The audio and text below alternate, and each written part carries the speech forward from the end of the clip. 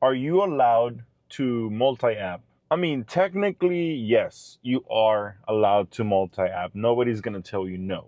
But do companies discourage you from multi-apping? Doing one app is not always the best thing. And I know it looks like I'm in a party. I'm actually not in a party. I mean, I wish I were in a party, but this is actually the car wash. You got to consider you are a 1099 employee, which means that they are not paying your taxes, you are. You are paying for the wear and tear of your vehicle, which means that you get to decide who you bring onto your vehicle and who doesn't come into your vehicle. So if you see a very, very bad, low paying job, don't take it. I mean, you could do it. Nobody's gonna tell you what to do. If you feel that the person that is gonna come into your car is gonna be trouble, or if they're going to be a threat, do not bring them into your car because you have the right not to bring them into your car. For the most part, I try to get jobs that are not going to take me too far out.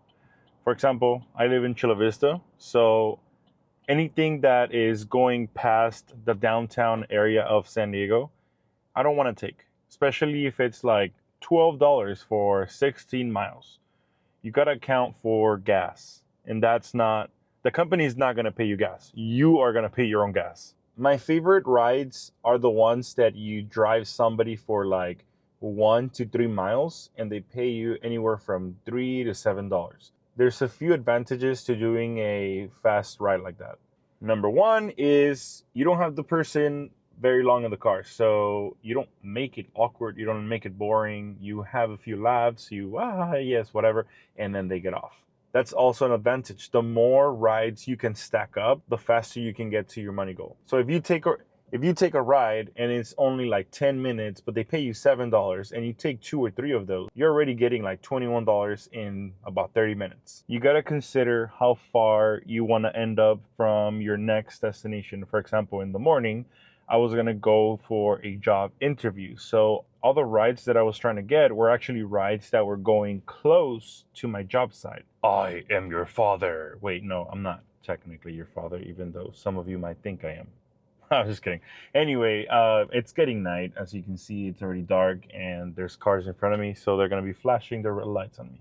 If I want to stay in the area of Chula Vista so that I don't have to be driving miles and miles at the end of my shift, I'm not going to pick up any rides that are going to Oceanside or that are going to Temecula or anything far away. You got to consider your initial point and your final point. You got to consider where you begin and where you want to end at the end of the day. I don't know about you guys, but gas is expensive. And here in San Diego, I usually get gas for something in between $4 and $4.50 depending on where I go. Each gallon of gas gives me at least 25 miles. If I'm driving in the city, 25. If I'm driving on the freeway, it's about 25 to 30 miles a gallon. Let's just stick to the 25 miles per gallon at $4. That means that for every 25 miles, I'm going to be wasting or investing, depending on how you want to see it, $4.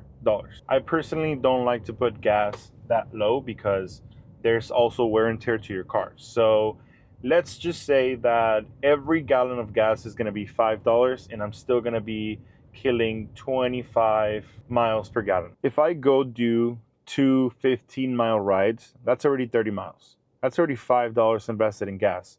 And if they were only $10 each, that is not going to be sufficient. You're going to, instead of $20, you're going to be getting like $15 for those 2 rides. Also, the time invested into going to pick somebody up. For example, right now, there's traffic. And this ride is supposed to be 0.8 miles for me to pick this person up. And it's taking me already almost 10 minutes to pick this person up, even though she's not going too far away. The thing is, even though she's not going far away, there's a lot of traffic at this point. It's rush hour. There's traffic everywhere. So yes, technically I'm saving myself miles by not driving a very long way to pick this person up. However, I am wasting a lot of time because of all the traffic. Even just to go inside the apartments, there's a lot of traffic. You just gotta be smart and think about how far you're driving, how much you're getting paid. There's just a lot of calculations that you gotta run through before you actually accept an order. Like I said, multi-apping It's okay. They're not going to get you in trouble for multi-apping. I've heard stories of people multi-apping and then they get banned from the app. You're not going to get in trouble for multi-apping, at least not publicly. They won't tell you like, hey, you're multi-apping. You're not supposed to do that. They probably won't say anything.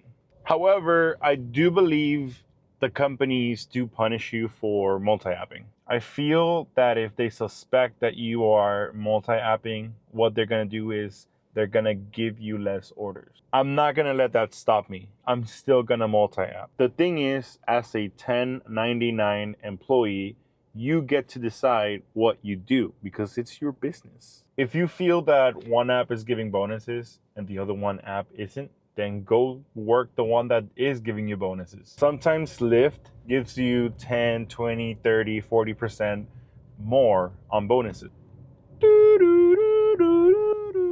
I'm gonna tell you that this morning I got a $396 Lyft request and I accepted. And I was on my way to do it, but then Uber said, hey baby girl, you wanna do a bigger ride for $10? Less mileage? And I was like, oh man, of course I wanna do that. Yeah, I canceled on that. Sorry, Maria, I had to cancel on you. I'm sorry. Oh, and by the way, that Uber delivery in the morning, instead of $10, it turned out to be $12. So let me tell you, I am not sad about canceling on Maria. I honestly don't like canceling on people, so don't think that I'm canceling left and right. My cancellation rate on Uber is 0%, so I haven't done that in a long time. But every so often I do cancel on someone if the money is better. All that to say, do not feel bad if you have to cancel on someone to get a better paying job. I mean, honestly, that applies to your other jobs as well, like your actual jobs. If Uber sends you a $10 ride, but then Lyft sends you a way better paying job, or vice versa, then take it. Cancel, take it. Don't worry about them punishing you or whatever. You know what? Take it. You decide.